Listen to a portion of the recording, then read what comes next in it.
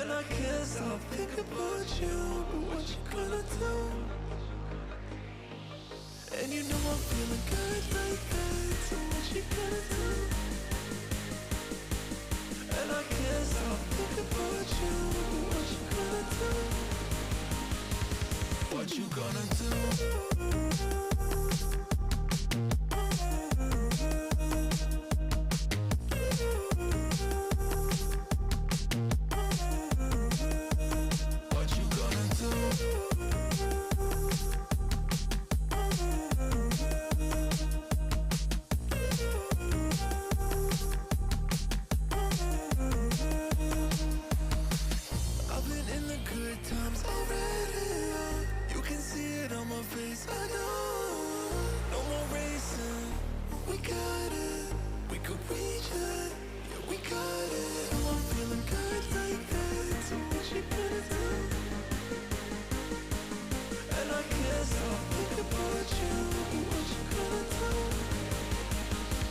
What you gonna do?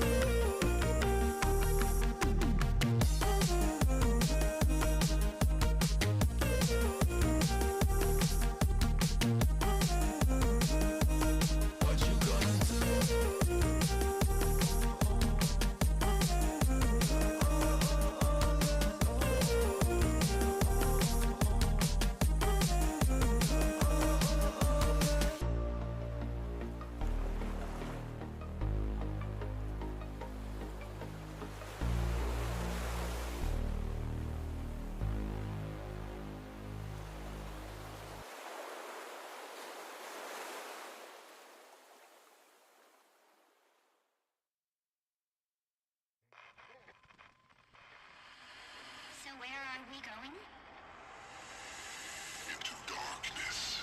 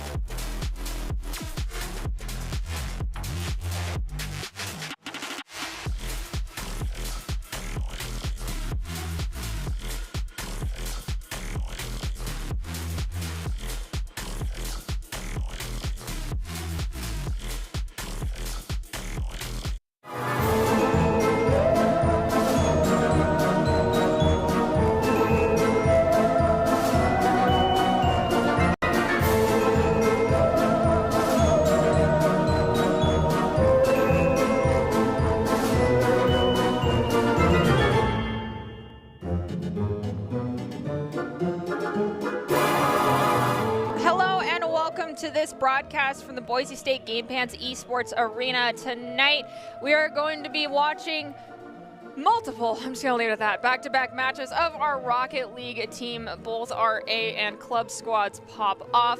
Hopefully, you can see them up there on stage as Dirthrow makes a massive yawn just as soon as the camera goes to them. It is going to be ECAC first here for our Rocket League team, which means it is a best of 7. Please tell me I'm right on that one this time for once. And then when we play into CRL later, those will be best of 5s. With that being said, I'm your host, Artie Rain, and joining me on desk is Joe Chigbrow. We've been here since earlier this evening with Esports Tower, and now we get to close out the night with our own Broncos. All right, so I know that you are close to these guys up on stage, and you are a former player. And from what I've gathered, they're working on predominantly control of the pace of the game, so to speak. Can you elaborate a little bit more on how that works? Yeah, so even though the game of Rocket League is played pretty fast, there are situations where you have the option to take the aggressive or the passive play. And what it comes down to a lot of the time is making the aggressive play more often. That way they have to play around you and react to you. And it also comes down to making sure you're controlling the ball a lot more often. You're not just looking for big booming shots all the time, even if they're safe and they're with intent. When you're keeping the ball to yourself, you're forcing them to come to you a lot of the time and just making sure that whatever they do, they have to think about what you're doing as well. And that way you get to kind of just play around however you kind of feel. Well, we'll have to see if that is how the Broncos are going to go into this first match. And you can see we're already in. It's Grace College against the Broncos. Right now, Broncos are down 1 in this series. Oh, never mind. That overlay is incorrect. We are tied 0-0 so far, and we are only in the first 20 seconds. No scores on the board just yet, but Baynock is going to make me shut the heck up and find the first goal of the game. Right off the bat, we'll see a good pass from Hoosh off of 50-50 and a shot from Baynock. Oh, the dunk, actually, from the clear from, I think that would be Yao-Yo? Yo, we'll go with that for now. Kickoff goes in favor of the Broncos. Baynock's going to push it in the corner, try to crowd around Ultimate. We're going to have a 50-50 go in favor of Gil. Goes back towards the mid, towards Hoosh. Dunk down towards the net, but no one's there to pick it up for the Broncos. We'll have Baynock elevate to get in the way. Hoosh with the block, maybe looking for a pass out mid to Gil. Gets the musty over to Gil, but there will be no shot made from it. Baynock with the high shot off the backboard. No connection from Gil. Yayo getting past Baynock and Hoosh. Baynock is in the way, does a little flip around, leaves it for Hoosh. And now we'll have the pressure convert in favor of Boise State. Gil leading the charge, finding a pass over to Baynock, who finds the upper 90, and a 2-0 lead for Boise State in game 1. We are only just now crossing down into the 4-minute long territory, though, so definitely not the end-all be-all 2-goal lead that most teams want, especially this early on. But if the Broncos keep the speed up, it could be the end-all be-all right now. Gil, pass towards the wall, up for Hoosh. Has to beat out Raindrop. Raindrop doesn't make contact. Hoosh accidentally pinching it into Gil, but they remain in contact of the play. Baynock taps past one. Gil looking for the shot, and the net looks open, but Raindrop is in the way. Gil now leaving it out for Hoosh. Hoosh over to Gil off the wall. Pass across. Ultimate will block. Baynock is in the way. Leaves it for Gil. No contact. Now Raindrop trying to get past one, is unable to. Yayo playing it slow in the midfield, is able to get past one defender, but Baynock will end up beating out and pushing the narrative for Boise State. Ball is still in Broncos defensive third. Oh wait, sorry, Grace College offensive third. They push it over to the side. Gil looking to leave, allow Baynock to cut in, but Gil has to come back anyway. Baynock takes out Ultimate, goes for an opportunity off the wall here, looking to center things up, takes a touch, pops it up. Yayo goes for the challenge and does a back pass towards Ultimate. Raindrop finally gets the clear crossing midfield stripe, thwarted by Baynock almost immediately. Baynock keeping pressure. Gil with the pass over to Hoosh. It is a little high and off, so Hoosh just has to play it slow off the wall. Baynock takes the shot towards the crossbar. It will not spill down. In fact, Ultimate will be able to get the clear out. Gil now trying to get the pass back. Raindrop setting it up for himself. Goes for the solo play. Maybe an air dribble, but nope, not quite able to keep in contact. Hoosh will get the clear out. Baynock with the follow-up will keep pressure out a little bit longer.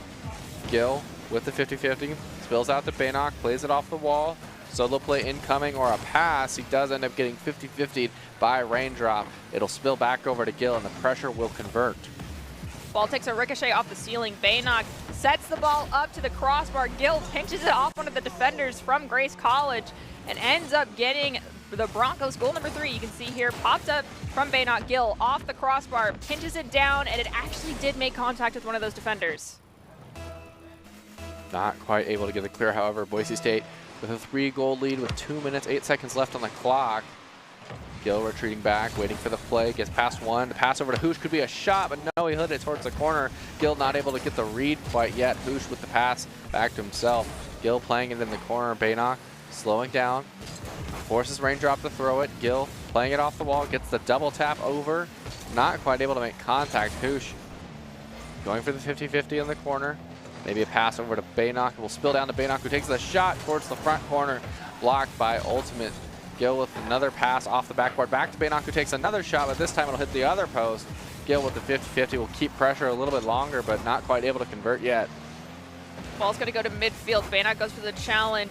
Ultimate pops it to the backboard. Gil snags it, plays it over Ultimate, drops it down. Raindrops there to receive. Boosh plays it into the wall. It's going to be Yayo who pushes it across to the other corner, still in Bronco territory. Gil gets a demo on Ultimate. Ball's going across midfield stripe with Hoosh now trying to center it up as Gil goes for the challenge. It gets pinched up towards the ceiling. Baynock not quite able to make contact on the wall. Gil retreating to play it himself. Yayo's in the way. The 50-50 will spill out towards Ultimate, who's been waiting patiently in the corner for the ball. Hoosh with the 50-50 will go in favor of Ultimate, however. Hoosh, 50-50 in the mid. Baynock looking for the play.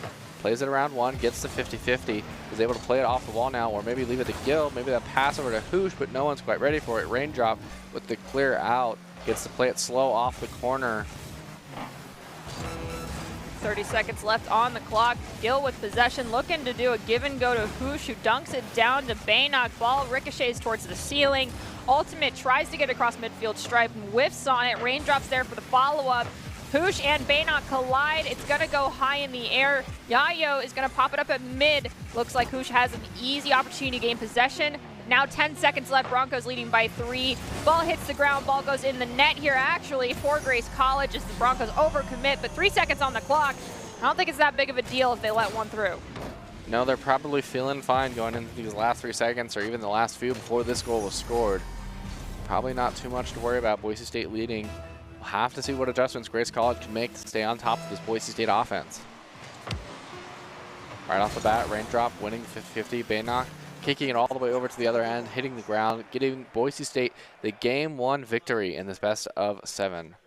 Nicely done, Broncos. Done in easy fashion, nonetheless. But it's a best of 7. So, we did get some whoops from stage. Just you can't really hear them over here, but they were happening.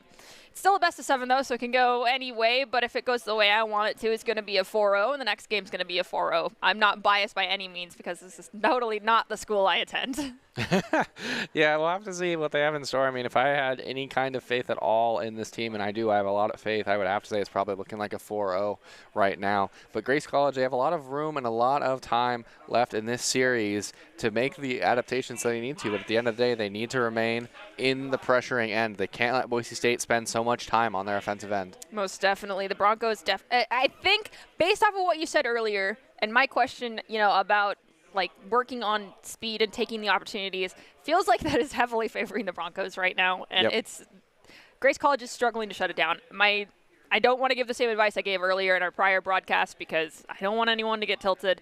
With that being said, Grace College, you still have plenty of time to bring this one back. A best of 7 series means that a reverse sweep can start in game number 4 if you just want to ride the tide until then and wait for the Broncos to get tired, because a best of 7 is a very long series nonetheless.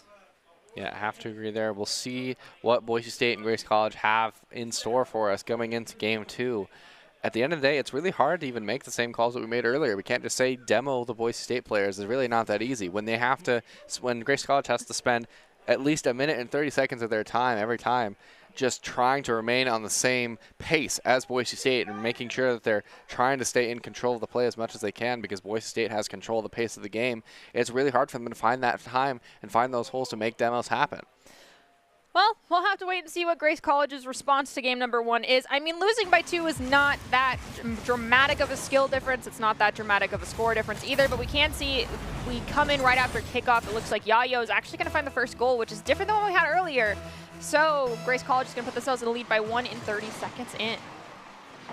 So far, Boise State kind of bumping into each other on the right end of the field. Gil able to get it clear out with the help of Grace College. However, it remains on Boise State's side a little bit longer. Baynock hits the pass off of Hoosh.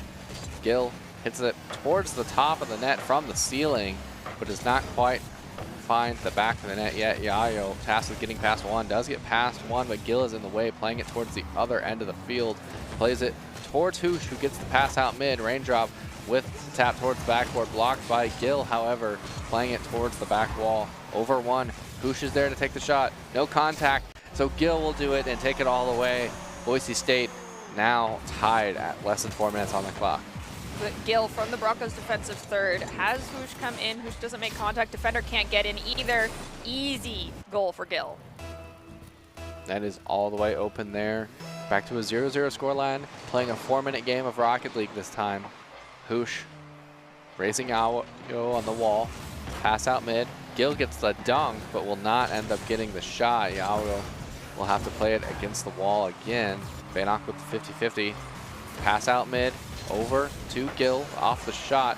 A good clear, but needs to follow it up. He's there. He's got the 50-50 into ultimate. Beats Yayo. Shot on the net. Bannock will get the clear, but he's probably going to get bumped. He does get bumped by ultimate. Gil playing it slow on the wall. Bannock looking for the solo play. Gets past one. Gil gets the tap out. Hoosh will remain in control of the play a little bit longer. A lot of aggressive play on both ends of the field right now. Raindrop is up. Not able to make contact. And Hoosh will convert pressure in favor with the help of Bannock. Okay, so I did mention possibly some changes being made, but I didn't want anyone to tilt. And it looks like Grace College might have watched our broadcast a little earlier because they did exactly what I said to do.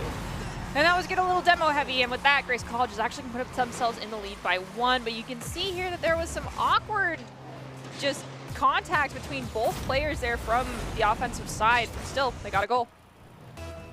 Yeah, definitely a tight game. It's interesting that it feels like Grace College has been more on the aggressive end with those bumps and demos, whereas Boise State actually has more demos on the clock right now. They find a second goal here to take us back to that 0-0 scoreline. A little bit less than 3 minutes left on the clock. Quite the battle we have in game 2 to get control of the game. I mean, it's fine to go either way here, but something to keep in mind if you're watching and you're a Bronco fan is that the Broncos do have a lot of games after this one. So they have to go full force, but they has to be metered full force here so they don't burn themselves out before they go into CRL later tonight.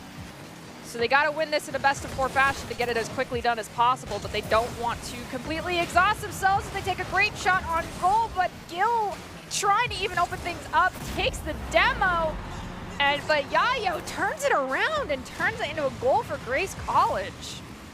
Yayo just finding the overextension from Boise State and pouncing on it immediately, putting Grace College ahead.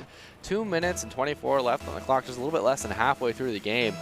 And now Boise State has to dig themselves back out of the hole. Hoosh starting that initiative with a long clear. Yayo pushing it towards the corner. Gil is in the way, does get past 1, gets past 2 on a double commit, takes the shot from the corner, and it's good. Gil will keep us in the game a little bit longer.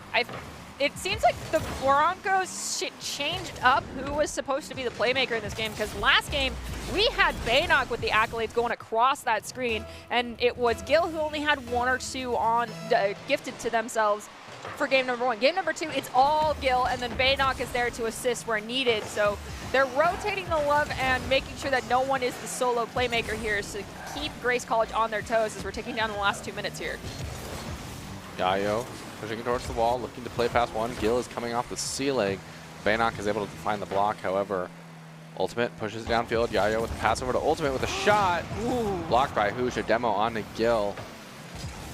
Probably an accident, all things considered. Gil is going to get the ball off the backboard, set it to Bannock at the mid, who tries to go for a centering opportunity, but Yayo's instead going to push it across to Raindrop. Hoosh tries to take it away. Raindrop just skirts around Hoosh, now bringing it to the ceiling, takes an awkward ricochet, meaning they lose possession. Ultimate comes in to help out. Bannock now pushing forward. Yayo pops the ball up with a great bicycle as Gil comes in with the elevation, tries to maintain control, but cannot. Ultimate playing it slow, tries to get past Hoosh, is unable to. Gil coming back around, gets the 50-50 with Ultimate. It'll spill out to Bannock, who's going to take the shot. No, it's a little wide. Raindrop now slow playing at the corner. Hoosh takes the shot, and it bounces off the 4 wall, but Bannock is there to clean it up, putting Boise State into a lead with 1 minute and 2 seconds left on the clock. Grace College has definitely shown us they can score quite a few goals in a short amount of time, though, so Broncos need to maintain control of this game for the next 1 minute and possibly get another goal for themselves to ensure that there is no buzzer beater overtime. Kickoff goes heavily in favor of Whoosh as that 1 minute warning pops up on screen. Yayo playing it slow, putting it down, trying to get past Hoosh. Does get the 50-50, but it's not past Hoosh quite yet. A bump on to Hoosh instead of opting to get the clear on the ball. from Grace College, but it'll spill out to Gil, who will take the 50-50 at the midfield line. Yayo will end up winning out in the exchange. Hoosh pushing it fast. Not able to get past one. Bannock has a little bit of space here. Yayo hits it off the wall. No response from Boise State yet. Gil takes a banging clear, probably a pass to Bannock, but Bannock was getting bumped. Ooh. And then the shot from Bannock. Bannock will say, well, guess what, man? Your bumps don't mean anything, and takes the rebound shot into the back of the net. That does put the Broncos in the lead by 2 yet again with 27 seconds left on the clock. That's quite the task to ask of any team. Score 2 goals in less than 30 seconds on the clock. This could be a GG go next situation for Grace College as we go into this kickoff. Playing towards the ball. Raindrop at the 50-50. Cleared out by Gil. Waiting a little bit longer. Ultimate playing on the wall. Bannock with a demo. Ultimate has to pass over, but Gil is the one in the way. Yayo not able to make the clear happen, and a shot from Boise State from Hoosh will go all the way from the left end of the net to the right end, finding them a 3-goal lead. 6 seconds on the clock. It's basically kickoff. Got to keep it in the air. If either team is looking to get a goal before the end of game 2 here.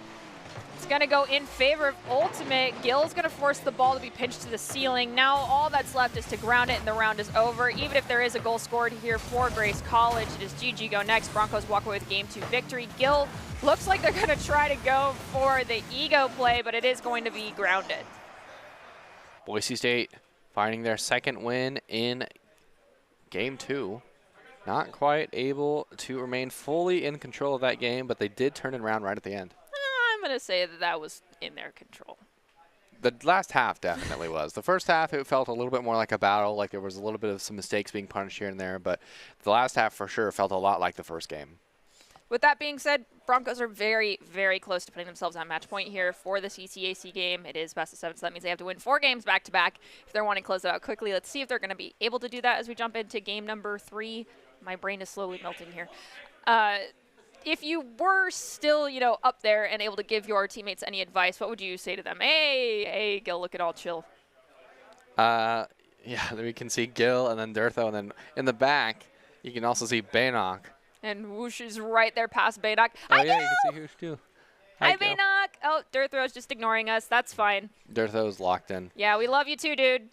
But if I had to give any advice to the boys up there right now, I mean, honestly, I don't know that they need my advice necessarily. That's what you just say. Keep doing what you're doing. Yeah, just keep doing what you're doing. Unless you want to go the Durthrow route and be like, did you see that goal you whiffed? That sucked. You could do better. That's how Durthrow does it. He doesn't give any sort of positive reinforcement. It is all the just, you did horrible, you need to do better, even if you did exactly what you're supposed to be doing.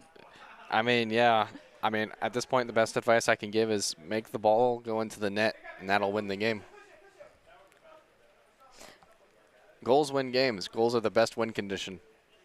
That is such a rudimentary explanation of what needs to be done here that I've ever heard come from you. That's all I got to say. The last half of that game looked good. We'll have to see if that is the kind of result they can get out of this next game as well, as they're looking for the sweep. Raindrop is determined to not let that happen. He's not done yet, but Gil finds the way past one. Ooh. A 50-50 on the top of Bannock goes in the favor of Grace College, but they do find a way out. Bannock cutting down the play for Raindrop, not able to stop him completely, however. Yayo takes the play, looks for the shot. Hoosh gets the clear out over to Raindrop, hits it down mid. Yayo gets the clear out instead. He's just barely in the way. Gil hits it over past one. Ultimate taps it towards the ceiling. Not quite able to make a play out of that yet as Gil hits it towards the backboard, and Bannock is forced to respond. Ultimate elevates in front of the net, pushes it to the ceiling. Hoosh comes in, gets it to the back of the net in due fashion with the assist from Gil being accredited. You can see here Ultimate pops it up. And then there's Yayo can't get in back in time as Ultimate's already forced out of position for the first save. You can see Hoosh jumping on Tacky's key to the game for this time, which is find the back of the net because that'll win the game. A great play all around for Boise State with the pass from the ceiling. Hoosh now trying to find his second. Gets the air dribble pass from 1 past 2. Hoosh will find his second goal going into the last 4 minutes of this game. The last 4 minutes? It is technically the last 4 minutes. I mean, my brain is fried too, to be fair. But oh my gosh, that was such a flashy play. I doubt Hoosh will be able to do that twice in a row. I'm not saying Hoosh is incapable, but Grace College will not let them get away with that twice. And we have Yayo now going forward after winning kickoff. Gil in the corner tries to clear it, and instead it's going to be Grace College players that ends up sending it to the side, which is what the Broncos were looking for. Off the backboard, Hoosh goes for the second touch, and that is a hat trick in a minute and 30 seconds? Or is my math wrong here? That's a minute and 30 seconds, and we have a hat trick already for Hoosh. I honestly don't remember what the first goal of 3 was. It was Hoosh. Hoosh just got a hat trick. I'd like to point out, you just said he's not going to do something flashy like that again, and he does it. I'm caster cursing left and right. It's fine. I'll accept it. It's not a negative curse. I'm casting my own Bronco teammates here, in essence, you know? Oh, a scary situation. Barely blocked out by Bannock there, right in front of the Boise State net. They're still feeling a little comfortable. If they let something like that through, they got lots of chances with that 3-goal lead. Quite the security built up, but not quite able to make anything of it yet. A 50-50 from Bannock will spill out from the midfield. He'll actually pinch it back towards his teammates. Hoosh actually came off the ceiling there. Might have been some 5D chess play kind of being created there for a minute. And a pass from Gil to Hoosh will not connect with the back of the net yet, but they still have time to make the play work. We're almost into the halfway point here of game number 3. Broncos leading by 3 as Grace College is yet to put a single goal to their name here. Ball is in the back third. Defensive territory for Grace College. Ultimate bringing it up midfield stripe. Dunks it down to Raindrop, but it's read perfectly by Hoosh. Clear over to Gil. Looks for the play back to himself. Bannock is also up for that. They're working together on this. I feel like I have the It Takes Two ringing in my head song right now, you know? Yeah. Really, guys? Is that necessary? I mean, it's the win condition, you know? Oh my gosh. You got to score. Sometimes I cannot believe you. And we have Ultimate off kickoff winning it, but Hoosh read it right away. Able to give it to Gil. Trying to corral it around Ultimate. They're going to do a pass back towards Bannock. Yes, so Bannock's now going to try and center this up. Gets it past 1. Can't get it past Yayo, though, so Hoosh has to come in. It's going to be pinched off towards the ceiling. Gil's going to be there. Take a couple touches. Raindrop trying to corral it and find a clear. Instead, it's going to be Ultimate with possession. Ultimate taking it on the wall. Blocked by Hoosh. Making a play out mid. Bannock takes the shot. A little low. Raindrop will end up with the clear, looking for a solo play. Bannock trying to get in the way. He's not able to. The pass off the backboard. No response from Boise State. And Grace College will find their first goal in game 3. Minute 41 seconds. If Grace College is looking to equalize this out, they got a hard task in front of them. They have quite the road ahead of them and not a whole lot of time to make it happen, but it's not doomed quite yet. Hoosh starting to kick off strong, leaving over to Bannock, who takes the play. Gil has an opportunity to shoot here, but it will be blocked by Grace College defense. Hoosh takes the drop-down shot and finds the back of the net. We will have a 5-1 lead in favor of Boise State. Just not quite a good enough clear, and Hoosh takes almost the negative angle and drops it all the way down to the center of the net. Boise State leading in game 3. Once again, right back to the 4-goal lead. 90 seconds left on the clock. This will put the Broncos at series point in a best of 7. See if they're going to maintain this one.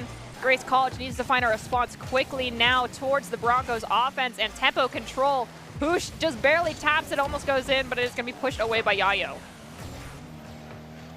Hoosh looking for the shot, gets the pass back to himself, hits it off the corner and passes it back to a teammate. Gil also helps it along to Bannock. Now going to go for the solo play off the back wall. Gets the flick past 1. Gets the dunk past the 2nd. Raindrop has to respond now. Hoosh is up for the shot. Is going to take the 50-50 and then shoot it off the backboard, but no connection on the clear. 45 seconds left on the clock. Gil at midfield stripe. It's going to be stopped by Ultimate, so Bannock comes in. Off the ceiling, Bannock gets an awkward touch, going to center it on the midfield stripe. Yayo comes in, Gil goes for the challenge, can't get a touch on it. Looks like Yayo might lose possession though, taking too many touches. They will. 30 seconds left on the clock. Ball in Bronco territory. Gil gets the ball from Bannock. Never mind, it's Yayo dunking it down the corner. Hoosh comes in, pops it up, has the opportunity to center it to Bannock. Bannock goes in. 50-50 is going to be saved by Yayo and Ultimate. Gil is up, beaten by Yayo. Off the wall, Hoosh is playing it slow in the corner. Yayo looking to get it in the mid. but it's ending up blocked by Hoosh. Bannock and Hoosh figuring out who's going. The flick past one, Gil to the corner, and now Hoosh will take it off the wall. And as the clock winds down to 0 seconds. Come on, just ground. Bannock, just ground it. Guys, I know you can hear me.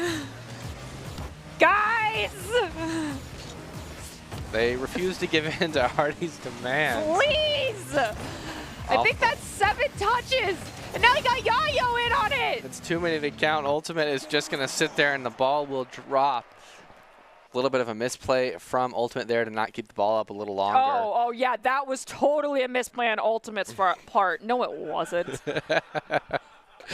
Oh, man. Yeah, so Game 3 goes in favor of Boise State University. They only have one more to go to complete the sweep, but, I mean, at this point, I legitimately think that the Broncos on stage are counting how many touches they can get before the ball touches the ground when there's no time left on the clock.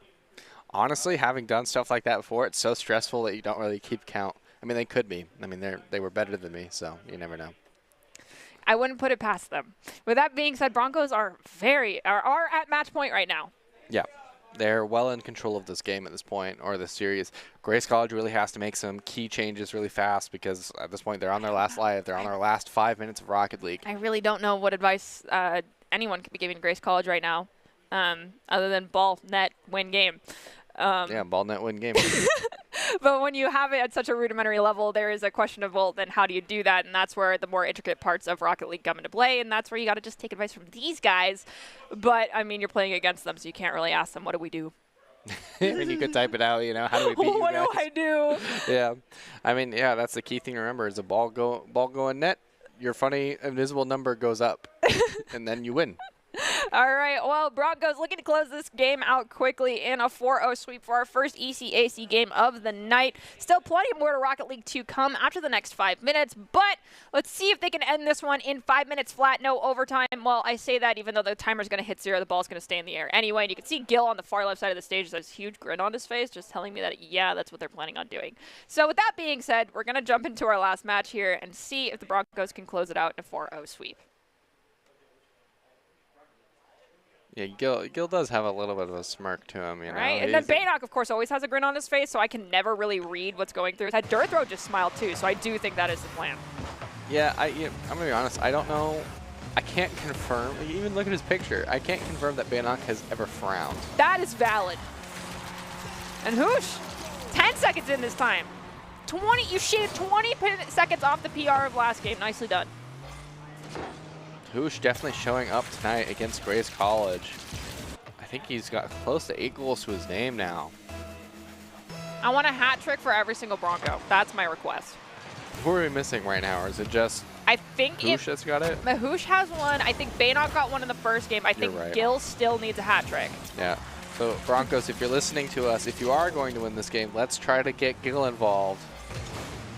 Do you have enough to share with the class? A pass over with Hoosh from Gil. I mean, Hoosh just needs one more, and they have another hat trick. But like I said, I want to see Gil get a hat trick this game. The selfless pass from Gil will get Hoosh one step closer to a second hat trick. Good passing play all around. Hoosh hitting it towards the back wall. Raindrops in the way. The bang long over Baynock. Yayo with a follow, but really can't do anything from that situation. Gil playing it back to himself. Clears it past one. It almost goes the full length of the field, but Ultimate will take it away. Hoosh taking another shot, and there's his second hat trick. Gil with the demo. Gil just kind of doing everything he needs to create the path for his teammates while his teammates take all the shots. You can see the shot was taken almost from the ceiling by Hoosh, and he finds the back of the net. That's incredible. 3 goals to Boise State with less than 1 minute complete in this game. That's ridiculous also. Now we have Ultimate with possession, flicks it awkwardly off the wall, so Gills manages to dunk it down towards the midfield stripe. Baynock flicking it forward. Gonna have to try and battle it out from away from Raindrop, manages to do just that. Ultimate, though, cuts in, takes a ricochet off the ceiling, allowing Hoosh to get possession once again. Yayo elevates, gets pushed out of the play. Ultimate tries to get a touch. It's gonna be Gil. Slows that ball down. Raindrop takes the shot. It's gonna be turned away by all 3 Broncos almost is what I'm going to say there. Is Hoosh now with possession in the corner. Hoosh trying to find a pass out mid, not able to make anything of it yet. Ultimate, the pass over to Baynock, blocked. Hoosh playing it towards the wall. Gil playing it slow against the wall, trying to find a teammate, but is unable to do so. Ultimate 12 pushing it out a little further. Bannock taking another shot. Yayo with the clear out to the midfield. Hoosh looking for the rebound. Beat by Ultimate. Bannock is there. Passes over to where Hoosh generally is, but a little bit of help from Ultimate will get it there faster. It's no one there yet, but Ultimate will get the clear across. Bannock playing as last man here is up for the ball. Maybe looks for a pass to Gil. He does get it over to Gil, who gets the redirect, but it's slow and rolling enough that it will be blocked by Grace College defense. Not quite able to get past the barrier yet. 3 minutes now left on that clock. Boise State still leading by 3. Grace College looking for their first goal. Already still requesting that Gil get a hat trick in this game, and Gil has yet to score a goal. Said it's going to be Bannock scoring a goal with the assist from Gil again. This is fine. Gil, I've mentioned this before, even in a lot tighter games, Gil often will fill that role of a scrappy support player looking for demos and passes. He's more often than not the man behind the curtain making it all work. And I understand that, and that's why I want to be like Stock being the Wizard of Oz right now and actually get a hat trick, please. I just want to see everyone pop off once. Though Gil looks like that he might be a little bit hungry to just take out some defensive players and allow Hoosh or Bannock to get a goal. I mean, in my book, all this crazy good support play from Gil is a little bit of a pop-off. It is, but I want the hat trick. I will sit here and be grumpy about it until I see Gil get a hat trick tonight. Well, you've heard the order from the desk. Boise State will have to get Gil involved a little bit more. He keeps taking his shots, but he's just not quite able to find the back of the net yet. Yayo keeping it out a little longer. Hoosh looking for the play against the wall. Actually gives it over to Bannock. Both players up. They get it past. Oh my goodness. Could you imagine if the Grace College defense had actually cleared it into Hoosh here, how crazy that play would have been? Look at how much faith he had in Bannock on this play. Dang, that was beautiful. Raindrop did get a touch on it. We're not going to dwell on it too much, but that was gorgeous. Now Broncos in the lead by 5. Bannock 1 goal away from getting a hat trick. Gil still dwindling at no goals for this game. Raindrop going for the solo play, and the flip reset doesn't make quality contact, but he does end up baiting out Boise State defenders and finding the back of the net for his effort. This is nicely done. Dunks it down past Gil. Hoosh can't cut in fast enough. It actually goes just under Hoosh's tires. Hoosh might have made slight contact, but I don't think so. 2 minutes on the clock. Grace College lagging behind by 4. That's a goal every 30 seconds. Let's see if Grace College can match the goal scores so far by the Broncos. Off the wall, Raindrop with the pass to Ultimate. Hoosh looking for a play, knocks it all the way down the field to Yayo. He gets bumped mid-air. Bannock playing it past 1. Raindrop is in the way, hits it off the wall. Hoosh is in the way, gets it past Raindrop. Can get past 1, can get past 2. Gil is up. Not quite able to get the shot. It will get cleared out at the last moment by Grace College defense. Pass off the wall from Hoosh. Bannock is there. He gets the 50-50. It might roll in front of the net. Gil's waiting patiently, but is not quite able to get the angle. He has to play the wall slow. Hoosh has to rotate back fast. Goes for the aerial clear, pinch into the corner. Bannock had the same idea, but neither of them were able to make it work. Ultimate with the pass out mid. There's no defender there. Gil comes off the wall to get it out. Bannock is able to take it all the way to the other corner, and they're able to get past 1. Yayo ends up winning the 50-50 with Bannock, but he remains in control. Ultimate with the 50-50 will spill it all the way back. And then we'll go the full length bounce all the way into the back of the net. Boise State giving up a second goal here. 1 minute left on the clock. They only need 3. Wow. That was one heck of a pinch and an angle. Yeah, I mean, just kind of happens sometimes. It's hard to say without watching the replay. Oh, a bump from Gil onto a Grace College defender. We'll give an opportunity for Hoosh now. Bannock not able to follow up on the play yet. Gil barely beat by Yayo. Hoosh has to rotate back, pushed into the corner. Bannock demoed by Raindrop. Could be an opportunity here, but Gil is able to get out ahead of the play. Pass over to Hoosh, who takes the shot and it's in, and Gil filling that assist role. You can actually see he got the playmaker award. Yep. Okay, I'll take it. I'll take it, Gil. He's all over the place right now. Hoosh finding another goal to his name. He's at 4 goals in just this game. Let's see if we can get Hoosh's accolades off the board this time. Got 41 seconds to do so. It's Hoosh's turn. Raindrop taking towards the wall. Ultimate will take the clear out instead. Gil pushing it up and into the air. Past 1. It could be an open net opportunity, but Yayo is there to be in the way. Bannock passing it off the wall. Yayo is in the way again. Hoosh playing it slow, trying to get past Gil. Ultimate is able to with a little bit of fancy footwork. Hoosh pushing it past into the corner where Baynock lays in wait, pushing it past the midfield line. Hoosh back into the air to himself, but is not able to make anything of the play yet. A pass off the wall will diffuse the situation for Grace College defense. Ultimate tries to bring it into the air. Takes an awkward ricochet off of Baynock. 3 seconds left. This ball hits the ground now at this point, and it is over. Broncos, I think, are going to let it just get grounded. I'm going to say they let it get grounded, and the Broncos will walk away with a Game 4 victory in a 4-0 sweep. So, Boise State University coming out pretty handily on top in that series. Grace College did battle it out in the first 2 games for sure. We had an opportunity in Game 2 where it might have looked like they had a chance of winning that game, but at the end it just crumbled. But overall, I mean, that was quite the fireworks of a series. There's a lot of goals scored. Yeah, both teams popped off. I'm still going to be grumpy because Baynock and Whoosh got hat tricks, but Gil did not. But there's 3 more Rocket League matches tonight from what I have heard. We have another ECAT game coming up, but before we jump into that game, we are going to take a quick break, so don't go anywhere. Oh, we're actually going to do a player of the match for this one. I'm going to go with Whoosh. Yeah, I mean, I'm gonna have to give it to Hoosh. If not Hoosh, then Gil is probably my second one. Hoosh scored so many goals, you know. I think we're right. There you go, Yep, we're right. No second guesses here. I mean, if both of us agree and then production says no, you're both idiots. I'd really be concerned about our analytical skills here. I'm honestly kind of surprised with how good Doc's keys the games have been, especially with all those demo advice he's given the players, that he didn't end up getting player of the game for this series. I mean, man got, I think, Collegiate Director of the Year today or yesterday. I can't remember the exact title, but he got another accolade for himself, so we don't need to give him player of the game today. Well, it's like Pokemon. You got to catch them all, right? Oh, Have we ever given Doc a player of the game?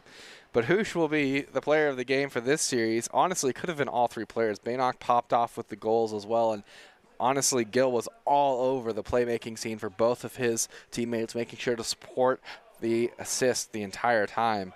A very stylish victory for Boise State University.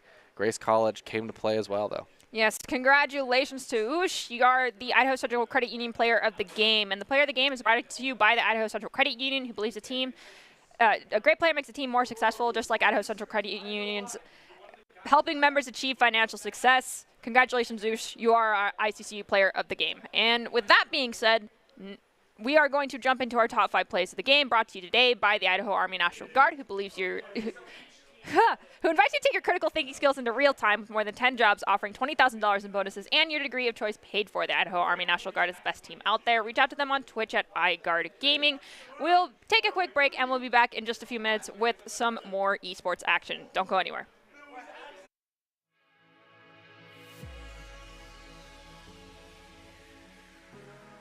However, playing it towards the back wall. Over 1. Hoosh is there to take the shot. No contact. So Gil will do it and take it all away. Boise State now tied at less than 4 minutes on the clock. Gil from the Broncos defensive third has Hoosh come in. Hoosh doesn't make contact. Defender can't get in either. Easy goal for Gil. Boise State yet. Gil takes a banging clear. Probably a pass to Baynock, but Baynock was getting bumped. Ooh. And then the shot from Baynock. Baynock will say, well, guess what, man? Your bumps don't mean anything, and takes the rebound shot into the back of the net. That does put the Broncos in the lead by 2 yet again with 27 seconds left on the clock. That's quite the task to ask of any team. Drop will end up with the clear, looking for a solo play. Baynock trying to get in the way, is not able to. The pass off the backboard, no response from Boise State. And Grace College will find their first goal in Game 3. Minute 41 seconds. If Grace College is looking to equalize this out, they got a hard task in front of them. They have quite the road ahead of one. Yayo ends up winning the 50-50 with Baynock, but he remains in control. Ultimate with the 50-50, he'll spill it all the way back. What? And then we'll go the full length bounce all the way into the back of the net. Boise State giving up a second goal here. 1 minute left on the clock. They only need 3. That, oh, wow. Baynock just ground it. Guys, I know you can hear me. Guys! They refuse to give in to Hardy's demands. Please! I think that's 7 touches. And now he got Yayo in on it. It's too many to count. Ultimate is just going to sit there and the ball will drop.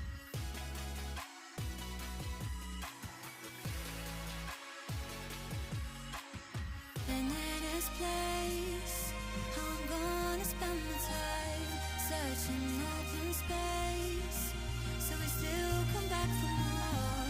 Leaving it behind isn't always easy, but how we tried.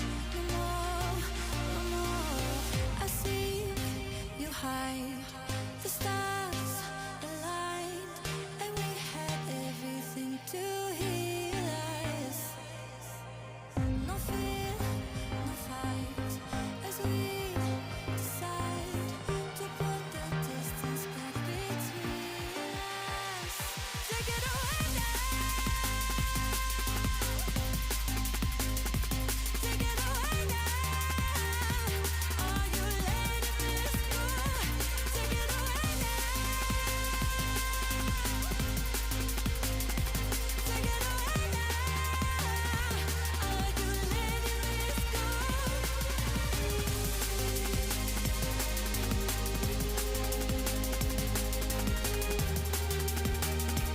Are you letting this go?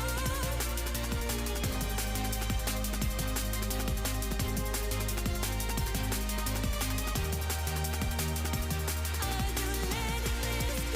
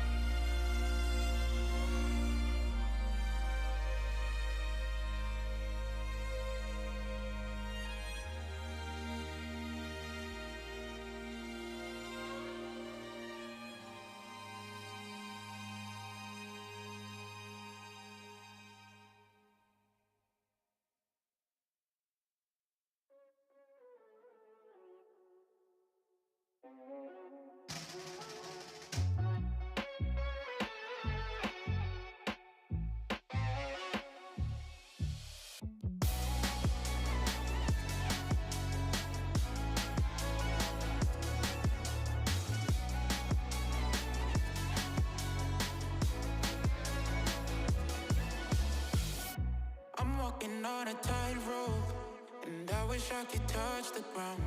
My future's covered in smoke, but my head is up in the clouds. And maybe this will all fade after one bad day, and I'll be okay. But my life is in the worst place, and I can't wait for heartbreak from my mistakes.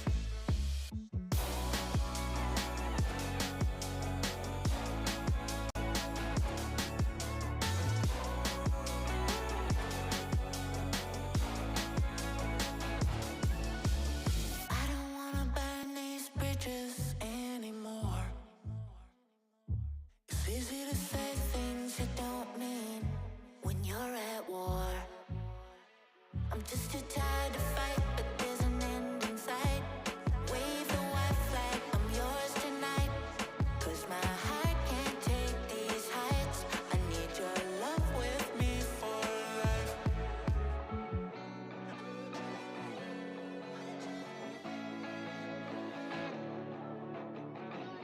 I need your love, I need your love with me for life.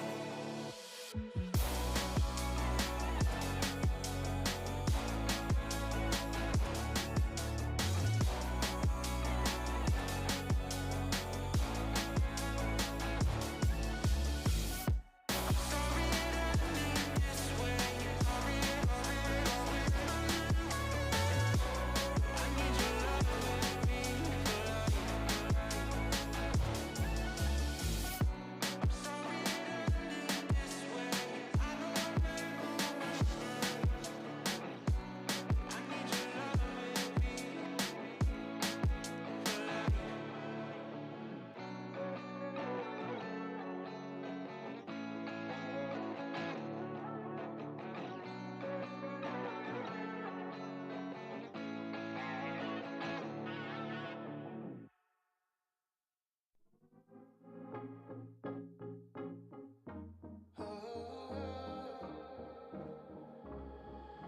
Brand new state, change your name. Covered up scars from your parents' place. It's everything you need to move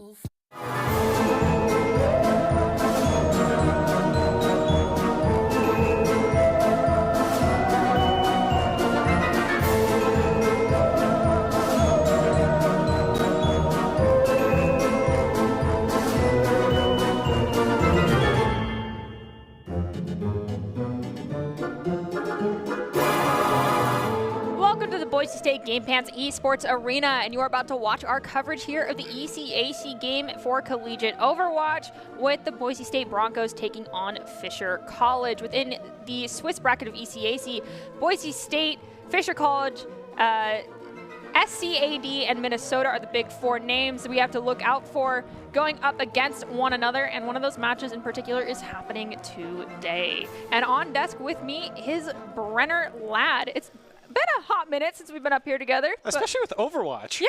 Second time. Checking it off the box. For the record, we played for the school, never casted together in all the time since we've retired. And then now, like, 3 games we finally have had together in the 4 years we've been And it's here. all Overwatch 2. Not Yeah. Overwatch 1 in No. our glory days. No. We missed out, but we're here now. And Boise State's taking on Fisher. A complicated history is what I will title the, I don't even want to say rivalry, just us fighting each other in Overwatch has been a, it reminds me of playing Siege is what I will say. There's so much salt coming from this human being. But we can take a quick look at ECAC and how we have things set up. It's Overwatch 2, best of 5, all active maps, which does mean we don't get any Rialto and we don't get any Nimbani. There's a few maps that are just currently out of rotation. And it's going to go Control, Escort, Push, Hybrid, and then Control Not Played. And to elaborate on the interesting history there, Fisher College is made up of quite a few of the Bay State players. And as you know, Broncos have taken on Bay State quite a few times, and it's not gone in our favor every time. But let's see if this time, since they're going up against the Academy squad from Fisher College, if things will go more in their favor. And of course, they have some important keys of advice coming from the one and only Doc Haskell in the form of Doc's keys to the game. And those for Overwatch 2 are going to be take fights in unexpected places, don't make positioning mistakes, win the 1v1s, win fights before objectives. Doc's keys to the game are brought to us today by Drop In Gaming. Drop In Gaming is a premier online platform for gamers who seek competition. Play your favorite games to win cash and prizes through free and paid entry matches and tournaments.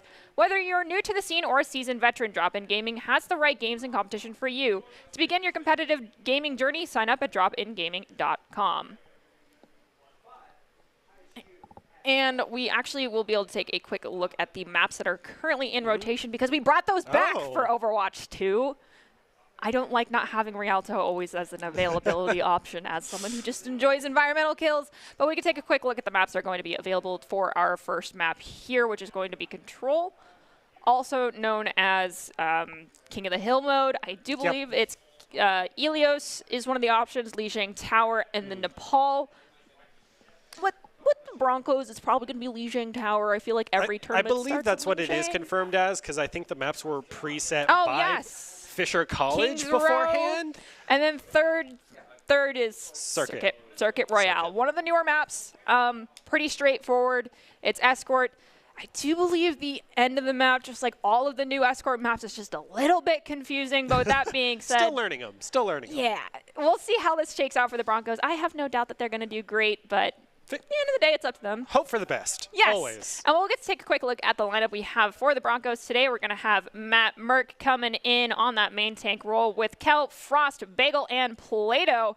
So I think that does mean that we have... this is an interesting lineup. I'm trying to determine who I think is going to be playing DPS today. I believe it's Kel on DPS with Plato, because obviously Bagel's going to be on support. Well, yeah, and then Frost is a DPS and also support player. I think they would put him on support rather than Plato or Kel. Okay, I'll go with that. So we're going to have Frost and Bagel on support, maybe. But if we're going by lineup order, it's actually going to be Bagel and Plato. So we'll have to wait and see. They threw a wrench at us, and I wasn't prepared to catch it. If Plato's playing support, you know the one and only thing I will ever ask for, he's a DPS player. If he's going to be my Battle Mercy, that's all that I need, baby. Because I know he will get top deeps and show Moira how it's done. All right, it would make me very happy to see a Battle Mercy play the game. It's been ages since I've seen one. If Plato is playing support, though, we might just hear our teammates screaming and crying for healing as we see nothing but purple orbs and a purple right hand being used from a Moira. We'll have to wait and see. Doors are about to drop on this match between Fisher College and the Broncos here on Control Center for Lijiang Tower. We do see the ever so common funny comp coming out for the Broncos, and yes, it is going to be Frost on DPS, Matt Merck on the support with Kel on the Zarya as Silent goes down immediately to Plato, and the Broncos are just pushing forward with Kel playing the spearhead right now on Zarya, taking them to the spawn door. Well, the door, close enough. Definitely threw us for a loop. Here we thought Matt Merck was going to be tank. No, Matt Merck's on support and Kel's on tank. He's so. on Kiriko, which is the newest released hero for Overwatch. She just went live for competitive play on Tuesday, and then that made her legal for play here within the realm of collegiate. Matrix tried to take on Kel, lost it. I do believe Bagel did cap the point. Yeah, so Boise State's just going to have a very fun time holding them at the spawn door, because even as they try to rotate up to that higher ground, Boise State can just easily rotate over to it, and even with the Molly coming out from Plato on the Sojourn is going to slow them down as they're just all camped up on that door, and that's already 3 down. They've already lost the fight, and there's a very quick team wipe for Boise State because Fisher College just put themselves into a long corridor, and especially against the Sojourn with that rail shot, you're going to go down real quick. One of the interesting things to note is that currently the meta within Overwatch is there is no meta. You just play the best heroes that currently exist, and that is basically Zarya. You can get some Diva play sometimes, Sigma sometimes, and then you really want like Sombra, Sojourn, and Genji. But instead, there is a silent meta of running the Junkrat, and that is what Frost has chosen to go with, pulling out the Junk. And then we also, of course, have that Sojourn and Matt Merck making things happen on that Kiriko. I'm just excited to see Kitsune rush, possibly here to prevent the Fisher College from pushing forward, as they did just lose Frost. Yes, they quick swapped over to that Widowmaker to get that pick onto Frost, and then that allowed them to immediately swap back and try to go for that push. I want to grab Kitsune Rush right here at the doorway. It's the possibility. They did apply the window to push Boise State back, so we might have to wait a little bit longer. Ooh, there's Railgun! back to back. I think Boise State will just refrain from using it and just go for the 2. There's no need for Kitsune here. Oh no, they used it anyway. What? All right, that's getting a little hungry. We do see 2 go down for the Broncos, but 2 immediately go down for Fisher. Junkrat's where it's at right now, but Boise State's still holding on the point very strongly, and they got the Lucio to carry him back, but he's just being the stall frog that he is right now, and their own Lucio is very old. That's Immortality down as well. Fisher is running out of utility, and they're already at 99 in overtime. They cannot lose this fight right now. With Bagel going down, Boise State's going to have to play a lot safer being down to support. With the sound barrier in the ground. Oh, that is going to be rough for Fisher to hang on. Fisher's committing a lot here, but their Zarya is coming online, picking up a triple. They should finally be able to swap it. Okay, they have Grab, they have Tire. Well, sorry, they have Railgun, they have Tire, and they almost have Window. Basically, by the time the Broncos hit this pod here where we see Zarya standing right now, they will have Window to keep the Broncos back. Broncos, though, have a free beat. Oh. They take down Junk. They just push forward. There's the aggressive beat coming out. Now they just beam down any target in their path. You know, Zarya is just that third DPS that we all want. She just also happened to have 475 HP, and we'll just run you down, as that's a team. I consider that to be a team kill. Zekrom was just eliminated so early on by none other than Matt Merck on the Kiriko, so Two tanks was too aggressive. So we just made one tank insanely powerful. And it's not even Doomfist, it's Zarya. No, at this point, your tanks are your DPS, and your DPS are the ones expected to follow up on what the tank does. Tanks are disgusting. The meta tanks are overpowered. I will say that now, and they are fun as heck to play. I mean, you got to play them now before the nerfs comes in. That was just announced as well. So. Oh yeah, we're not going to make any balance changes 2 days later. Drop huge changes. Genji's gonna. Oh, hi guys. Genji has a damage reduction as well as a. I want to call it like a clip reduction. Like, he doesn't have as many shuriken that he can shoot all at once anymore. He has to actually reload more. Oh no. It's okay, he's just following up damage anyway. Yeah. He doesn't even need that many shots. And it does look like the Broncos, with the ever so common Symmetra TP to point, and just locked it down. We do see that Fisher went with the same composition as last time, but the issue is that the bunker is strong with the Broncos now. Yeah, Fisher just swapped out the Junkrat for the Genji, as well as, they had the Baptiste last time as well, but seems to not make the difference. And now they're swapping over to the Tracer as well from the Genji, so they are not committing to it very long. Even after this first team fight, they're swapping up both DPS, especially over to the Sombra, which I find quite interesting. Sombra is disgustingly powerful right now, especially because you can hack and invis, and then it's also important to remember, if you haven't played Overwatch 2, whether you've just have a disdain for Overwatch in general now. I totally get it. But if you haven't wonder why. if you haven't touched the game, there is actually a huge change that was made, and that was when you swap heroes, you keep 30% of your ult charge. No matter, like, if you're at 50%, you still stick with 30% of that charge. So swapping after first fight, perfectly acceptable. Sombra's meta, Tracer, you might get eviscerated by Frost if you try to go for that challenge.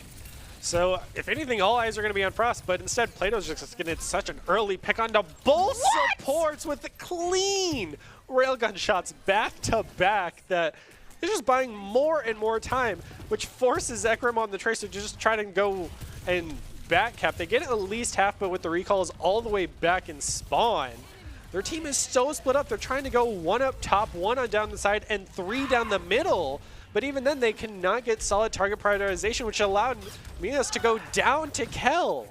And we did actually see Silent swap over to the Kiriko, trying to match Matt Merck with that damage style support. But the 1v1, who's going to win? Who's going to use Suzu first? It's going to be actually Matt Merck, and then they get hacked!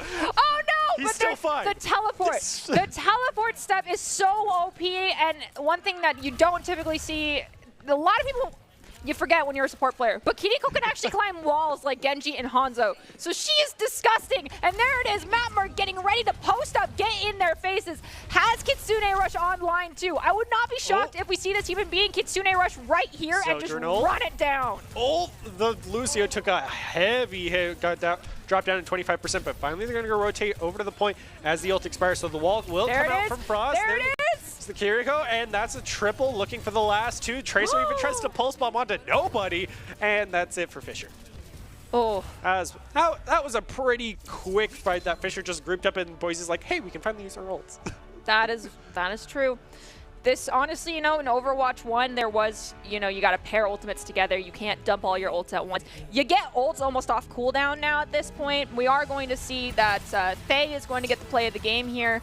This was the winning fight for Fisher College. They managed to get 2 in this grab. We did see Suzu get popped, but you have to pop it like right at the perfect moment. If there's just a Zarya just full beaming you, you're not going to live anyway. So like, it doesn't matter. You're going back to respawn.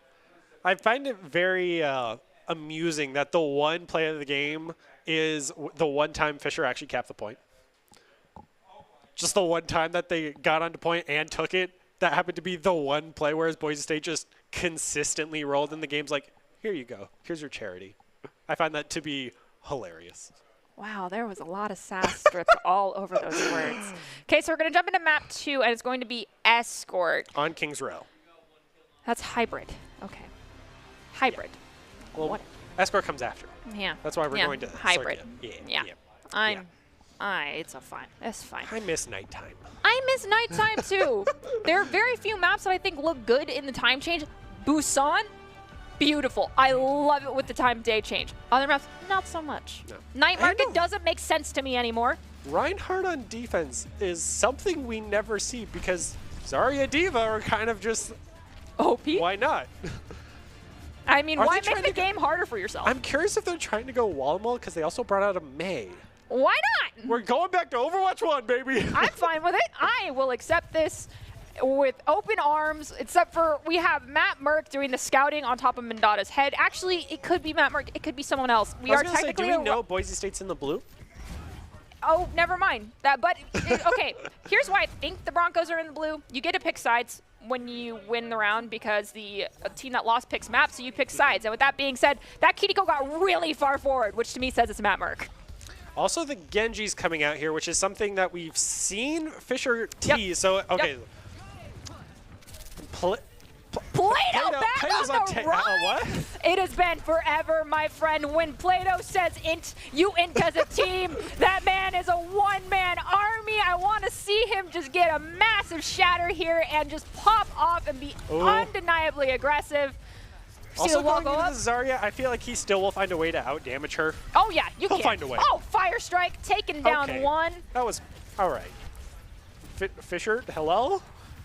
Ryan is not getting any sort of pressure. Oh, are you sure? You just got the beautiful charge pin. No, I mean like he's not getting pressured. Plato is swinging freely. I thought you said he wasn't applying pressure. I was like, excuse me?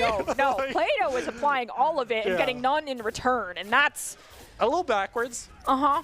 He's that third DPS. Uh-huh. It's just these tanks have become third DPS that are just unkillable. Cal is swapped to Ooh, Reaper. baby. Very powerful with them double revolvers, as I've been told. Double rope. How dare? Do you not disrespect my McCree that way? How dare? And a Oh, there it is. fatty shatter comes down. He charged that within, what, a minute and a half of this? I mean, no one's trying to kill you. You're in the middle of the team free swinging your hammer. Of course you're going to get it charged. The only thing you could ever ask for a Reinhardt is just don't look at me. Just don't look at me and it'll all end beautifully. Fisher just having real struggles time. At least they touched the point. Furthest they've been so far. So, will that be play of the game, though, is the real question. I really would love to see Play-Doh Shatter be play of the game. Either that or Reaper Beyblade, because Reaper Return is... to Beyblade. But we don't have an Ana. We don't have an Ana for the Nano Boost, so it's He not don't true need Beyblade. it no more. That's true. I want to see Kitsune Rush with a Shatter, because I think that would be Give us a disgusting. wombo combo. Yeah. Just combine them both. I want to see something Oh, absolutely there's the ultimate aggressive. from Matt Merck, so they're just going to Gates continue go to down. run them over. Kel's on the double. Genji, Okay. Oh. Oh, no. Oh, no.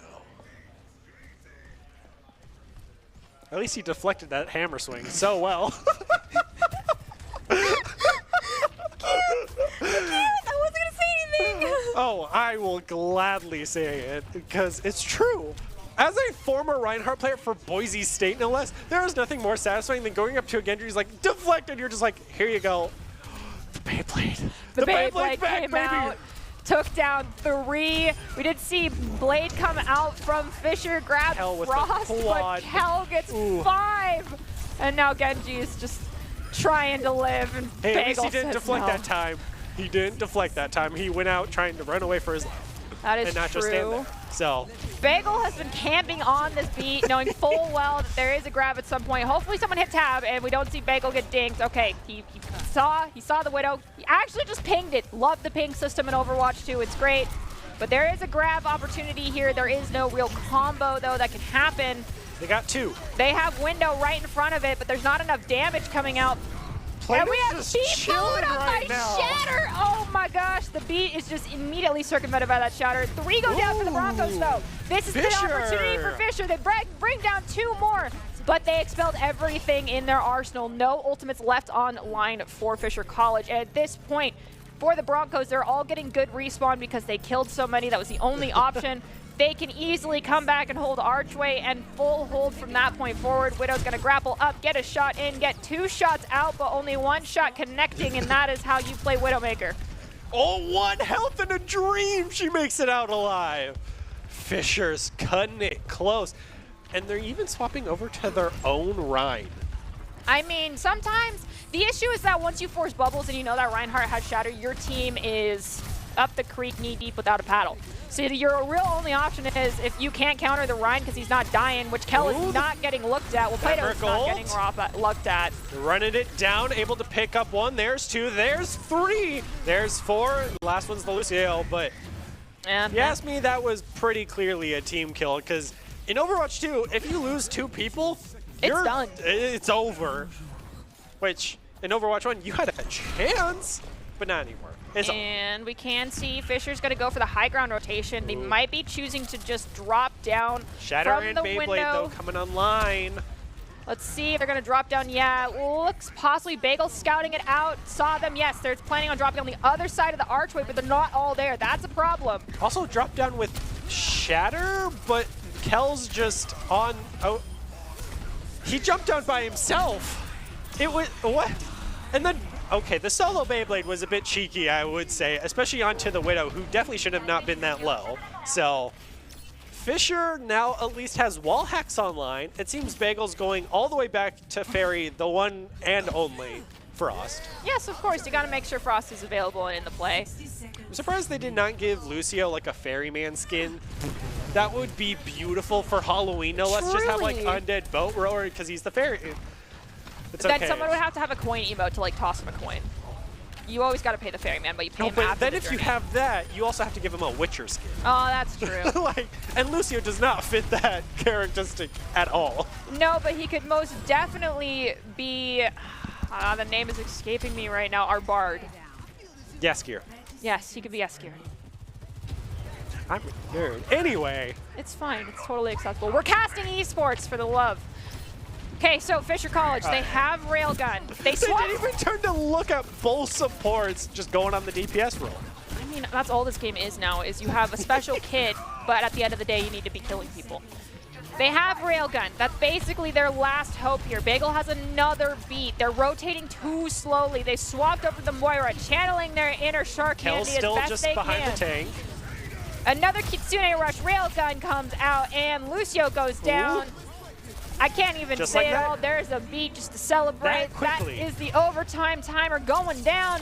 They're still just trying to run into spawn. 32.15 meters. I'm not fully blind. Fisher College has a very difficult task ahead of them to full hold the Broncos here. They need to be killing people. So the question is, they have Railgun. That's basically do they their last try hope here. Bagel has just another may wall them and take one at a time? Do you try to match Boise State's aggression? Okay. Or do you just sit on point, go, I would say Torben Bastion, but they're not even in the game, so can't do Statue of Liberty fun times or anything. You do a modified clockwork. That's my best suggestion, is you just put your tank on point and have them sustain, or you get a tracer and you have them touch and go on point to make sure it actually doesn't go up in ticks while your team plays for picks.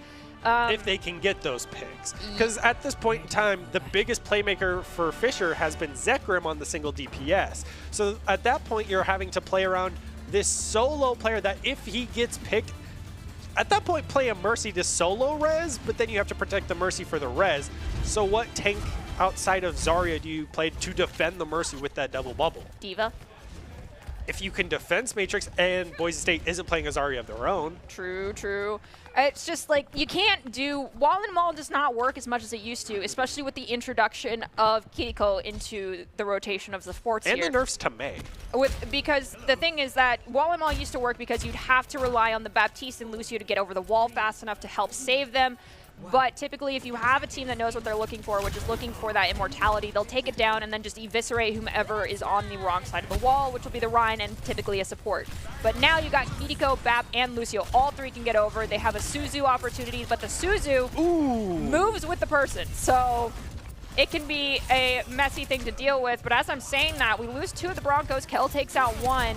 It's still gonna, Matt is just gonna go to the point. This is the issue with close holding on King's Row. Just walks right over him. Especially on a Bap, you can just fly right over him through his leapfrogs. And you just don't do that. You cannot stack everyone in one spot on Kings. It just takes one person to recognize everyone is there, and then they're like, okay, I'm gonna go point, and they chill, and that's what Matt Merck just did. Especially with how speedy the rest of the characters are, and then there's the Rhine who's just trying to have to anchor behind. Everyone else has the mobility.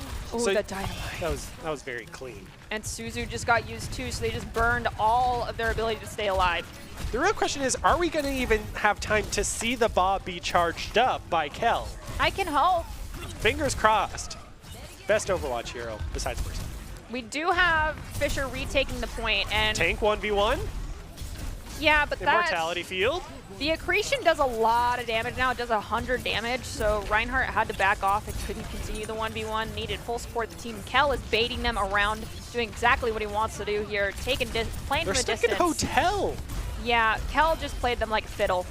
Yeah, they got stuck in rotations. No eliminations came from it, but both DPS fell very low. Kel just had the high ground the whole time, and Kiriko, with no cover, gets taken down, drops down to 40 HP, will finally get taken down by the Genji, but the whole time Kart's just being pushed because they try to contest the high ground for one person. Plato played them like a fiddle. Yeah. He played Ring Around the Rosie, which is exactly what you want with Sigma, and forced them back onto point and back into the original defender position. We have Kel coming out here with play of the game, probably that Death Blossom that we saw in round 1. Just maybe. And there it is. Yep.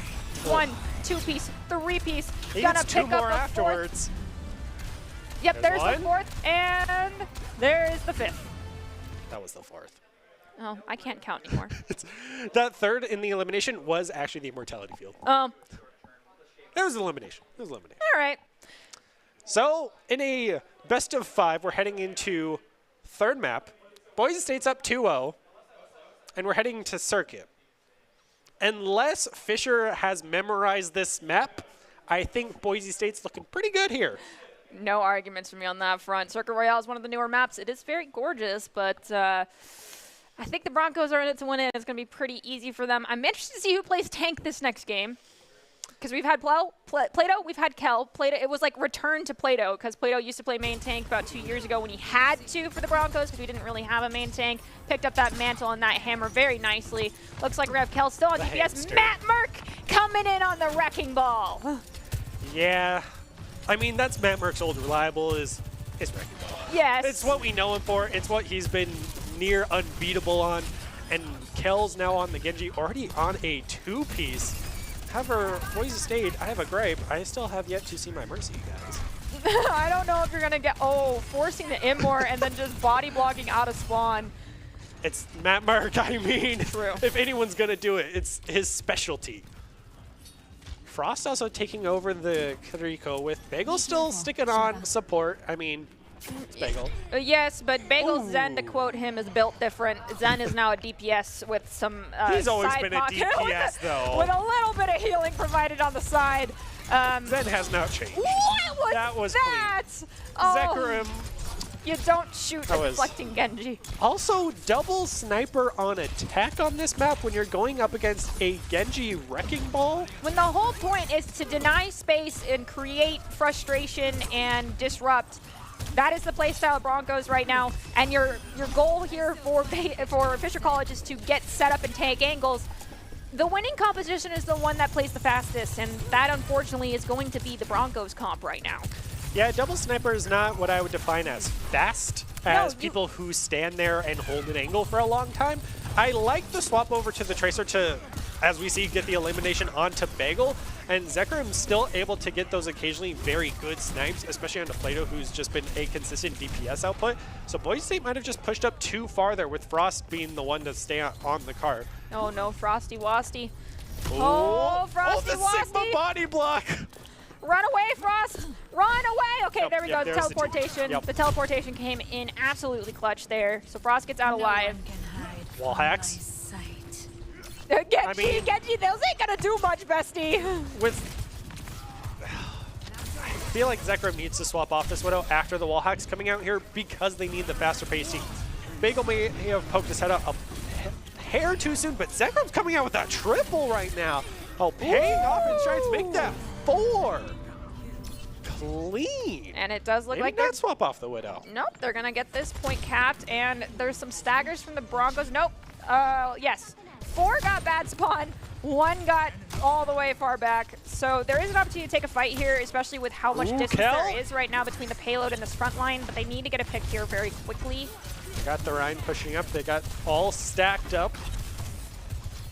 It's just right now, can they get past the Sigma? What? And instead, he will just blade into the backline straight onto Zekrom, take out the key player, and the rest will fall as both supports now DPS. The Pulse Bomb is at least able to take down Matt Merck, but Kel is still able to clear up in the backline. Shatter, Rail, Trance, Kitsune Rush, all online right now for the Broncos. The only thing that Fisher has to respond to anything right now is that Transcendence. Sticking with that Widowmaker and sticking with the Tracer, though.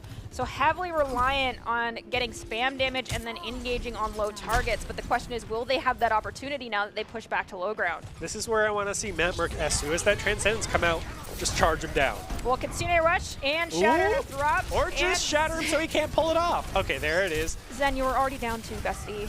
It was. Oh, he almost Send him went off off the the edge. Come on, Overwatch, kill me, Smalls. But instead, they will just. Guys, that's their spawn door. Oh yeah, they're well aware. Just stand above the doorway and wait for them. This is why I miss Torb. You could just place the turret right above the spawn door, so they have to immediately turn and focus it, and then you collapse on it. Oh, we do see a Diva swap has come out from the side of Fisher. Nice. Matt whips the Try. charge. Diva, though, has that Orb of Discord, and that makes it a little difficult. And That was a solo. that was a little mean, but that's... I mean, he never even turned to face it. You He just had gotta back turned the check whole your time. corners. It's not Valorant, but you still need to do a quick look-see to make sure no one's just chilling It up there. surprises me how often we see. Bagel, oh, what are you doing? Okay. Oh, I thought Bagel was waiting. Yeah, Bagel's waiting to be sneaky and just see if anyone rounds that corner so he can instantaneously just Oh, volley he got shot scouted out. them. Oh, almost knocked off by the Diva boosters. Will just Transcendence to just heal up the Matt Merck, who's just been standing above their spawn the whole time and got a triple or double from it. Sorry. Plato's still consistent You're with right in these front of the dragons. spawn door. Oh my gosh. The disrespect right now. Just like, hi, are you come out and play, please? Please? Holy Gamers? cow. Gamers? Are we gaming? I'm just waiting Diva for... got down to half HP and flies back into spawn to heal because their supports are too scared to leave the doors. Boise State will allow you the pulse bomb just whiffed from that slide as well. Diva's trying her best to at least get Shattered. some. Get a shattered. Zakram swapping over to the Sombra, able to pick up Kel with a nice hack, but they're looking for an opening right now, and they can't even catch up to the charging Ryan. Plato's down to 50. Suzu comes out, saves him, and we have the Shattered solo go Shattered. down. Diva's going to get very close to losing mech. Instead, is going to choose self-destruct us. There's a hack on the Reinhardt. We have Snare Baby get Diva. dropped. Matrix goes down to Bagel. Blade comes out. 2 And- go down. 3 go down. And that is a lost fight for Fisher and to go back to spawn and reset. They pretty much They only have burned the EMP to Kitsune. play off of here with 30 seconds remaining. I didn't even know that Joe dropped, well, that silent drop Kitsune. Yeah, But- it was his dying press Q. But important to keep in mind, Zenyatta becomes like a submachine gun with Kitsune Kitsune rush out. So I was hoping we would have seen Matrix get a little bit more damage out during that moment. However, with EMP, everyone becomes very, very volatile. 4, 3, 2, 1. Can't touch. Oh, someone touched! There's 2 on actually. The Broncos forgot. It's both DPS, which doesn't surprise me. They have the Invis and the Blinks to get there. Go for the feet! You saw, that's the thing I will always love about Payload in feet? Overwatch, is you can always just, oh, there are your feet, shoot. And That's it just very causes true. pure panic. You can shatter through a payload in most cases too, because you can see the feet. And it's always Yep. very sad when your Ryan puts down his shield thinking the payload's gonna block See, any no- shatter from the enemy Ryan, and I'm just Oh, crying in the back Bagel's line waiting- as the support seeing shatter go down.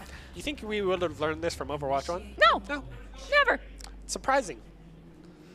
But Boise State allowed them to get at least the first checkpoint.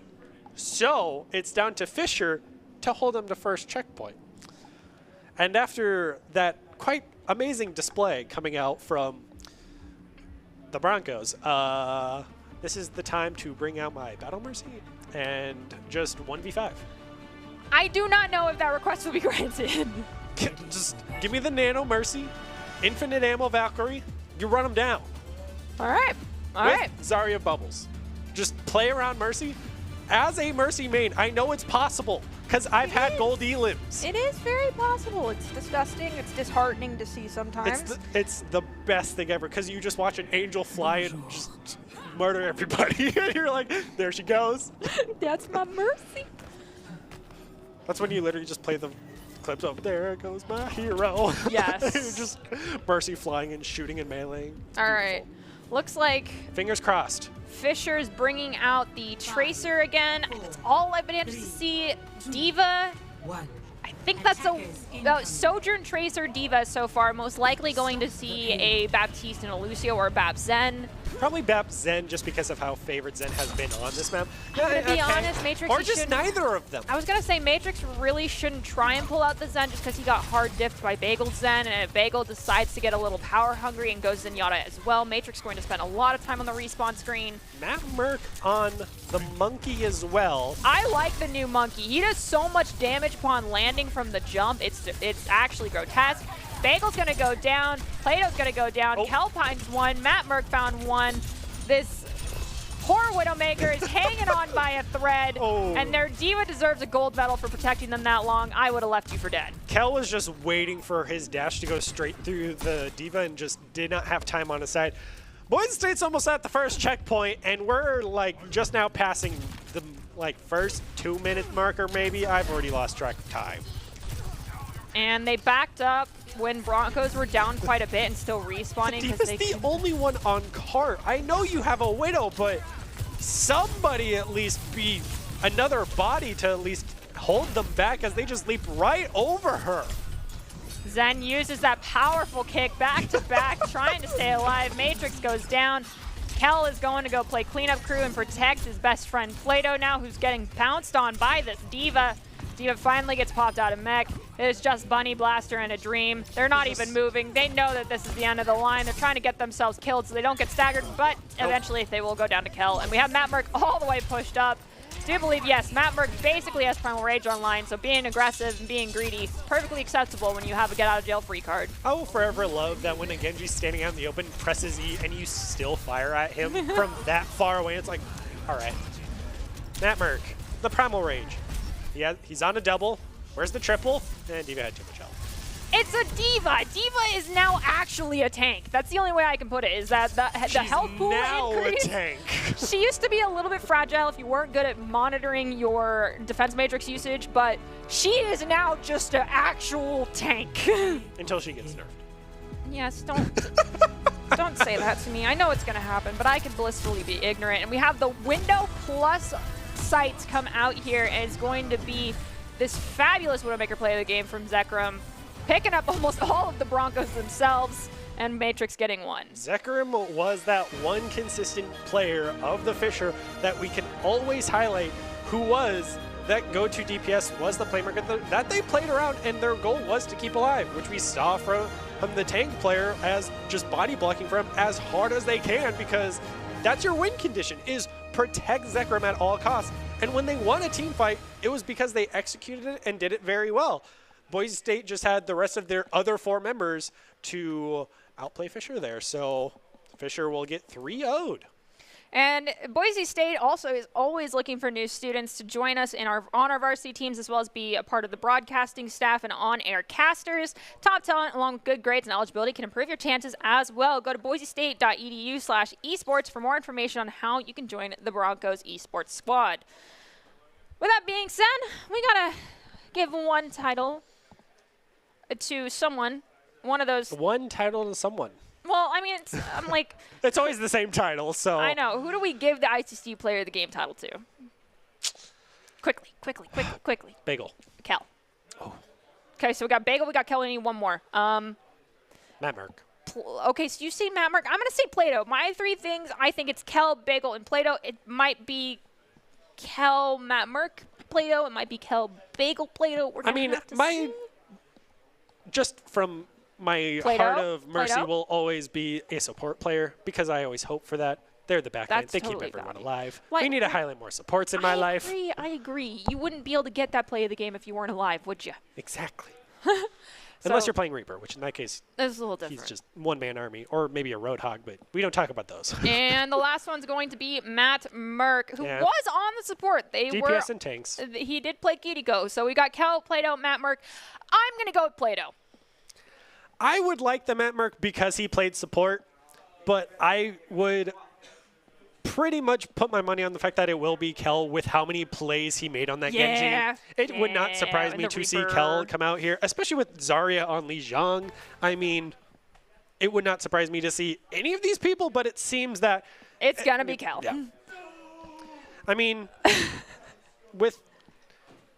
since he was knocked down from his off-tank diva godhood in Overwatch 1, got to give it to him now since we can highlight him in Overwatch 2, because we have so many tank players that they just have to rotate out to all get their moment in the spotlight. So Valid.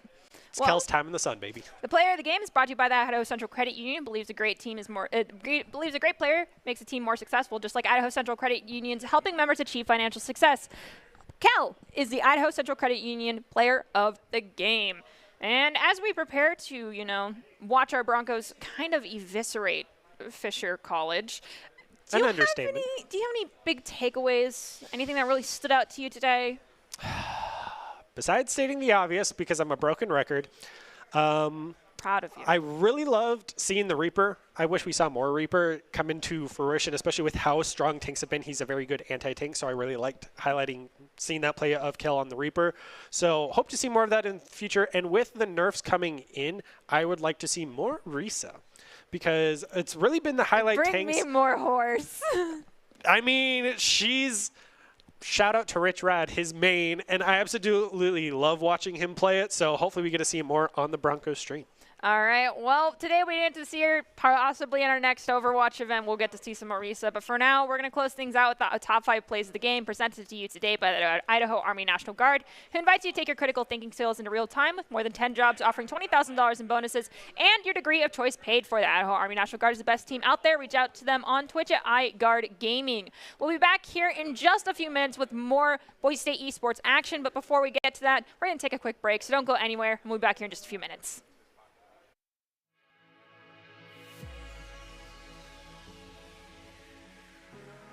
So it's He not don't true need it Beyblade. no more. That's true. I want to see Kitsune Rush with a Shatter, because I think that would be Give us a disgusting. wombo combo. Yeah, Just combine them both. I want to see something Oh, absolutely there's the ultimate aggressive. from Matt Merck, so they're just going to Gates continue go to down. run them over. Kel's on the double. Genji, Okay. Oh. It's even beating Kitsune Rush right here and just Sojournal. run it down. Oh, the Lucio took a heavy hit, dropped down to 25%, but finally they're going to go rotate over to the point as the ult expires, so the wall will There come it out is. from Frost. There it is. It's the Kiriko, and that's a triple looking for the last two. Tracer even tries to pulse bomb onto nobody, and that's it for Fisher. Planning on dropping on the other side of the archway, but they're not all there. That's a problem. Also dropped down with Shatter, but Kel's just on... Oh, he jumped down by himself. It was... What? And then... Okay, the solo Beyblade was a bit cheeky, I would say, especially onto the Widow, who definitely should have not been that low. So. Holding him at the spawn door, because even as they try to rotate up to that higher ground, Boise State can just easily rotate over to it, and even with the Molly coming out from Plato on the Sojourn is going to slow them down, as they're just all camped up on that door, and that's already 3 down. They've already lost the fight, and there's a very quick team wipe for Boise State, because Fisher killing people. They have Railgun. That's basically their last hope here. Bagel has another beat. They're rotating too slowly. They swapped over the Moira, channeling their inner Shark Kel's Candy as still best just they behind can. the tank. Another Kitsune Rush Railgun comes out. I can't even Just say like it that. all. There's a...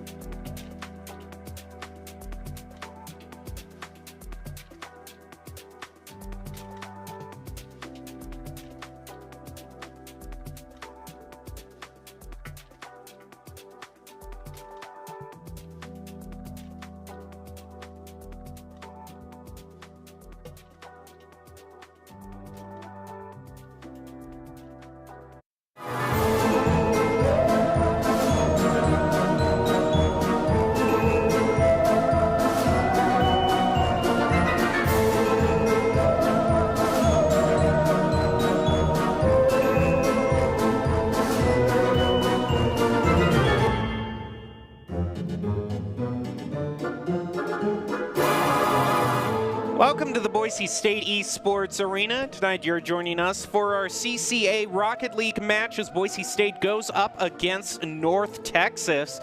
We're actually going to be getting into this match pretty quickly, so our introduction is going to be pretty bare bones. Just letting you know that I'm your host, Jacob Palmer, joined by Joe Chigbrow to call all of the action for you tonight. And I'm just coming in fresh to this tonight, but I know you've been casting a lot of Rocket League today. Yeah, no, it's been really exciting to see all the Rocket League. And I think now I'm really excited. We're kind of ending with a main event, I would say, getting to see the Boise State play in the CCA. But, you know, we'll have to see what they have in store for us. Alrighty, well, we will actually be closing it out because we just received a certain stream notice about this. So we will be trying to get another match to you. You can check in later or just see. We'll have more matches for you, I have no doubt. But just a little bit of an administrative error, but we'll be back with more esports action right after this.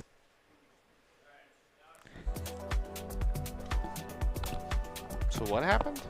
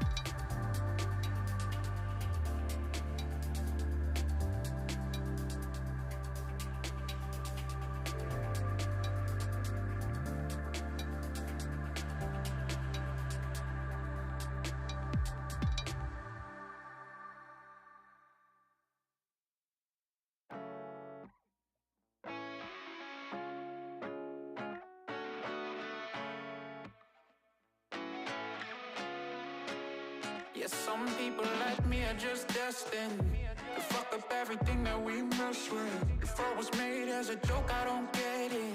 Missed the call, but I guess I got the message.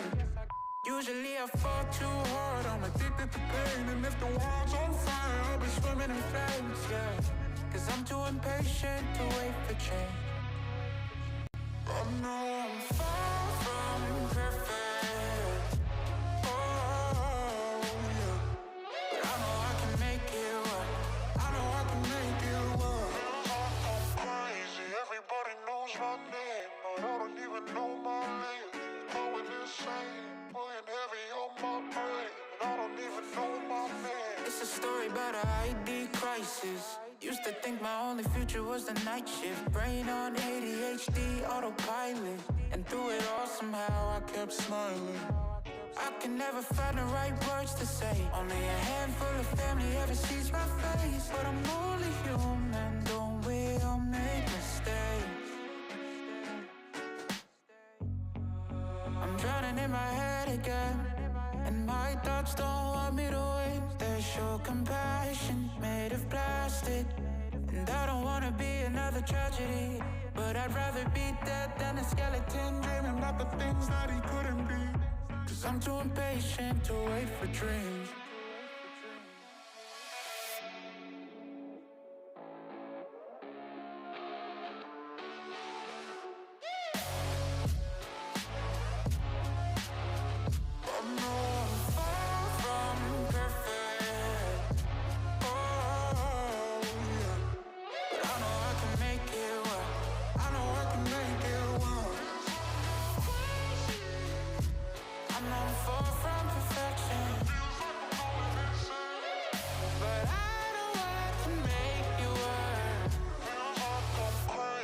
Everybody knows my name.